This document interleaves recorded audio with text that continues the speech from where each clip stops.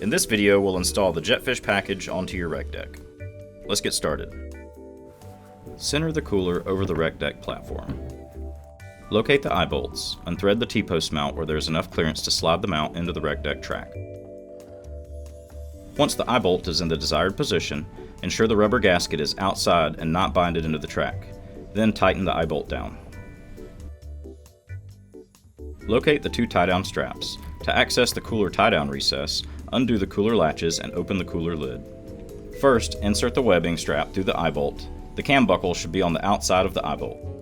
Next, insert the webbing through the underside of the cooler tie-down recess. Now, while holding the cam spring buckle in the open position, insert the webbing through the buckle and pull the strap tight while holding the sewn-in loop.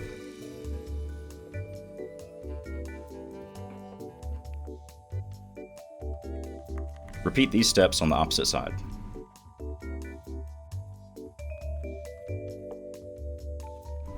Locate the track mount cup holder. Unthread the T-post mount where there is enough clearance to slide the mount into the RecDeck track. Once the cup holder is in the desired position, ensure the rubber gasket is outside and not binded in the track, and then tighten down the cup holder. Be sure not to over-tighten the cup holder as you can crack the plastic housing.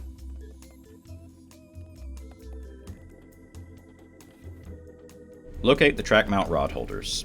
Unthread the T-post mount where there is enough clearance to slide the mount into the RecDeck track.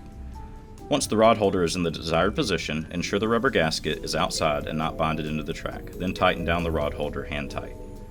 Orient the rod holder into the desired position and press the socket end of the rod holder into the bulkhead until the release mechanism engages. Next, attach the rod retention straps to the rod holders.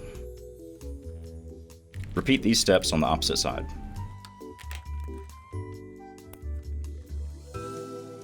This completes the installation of your JetFish package.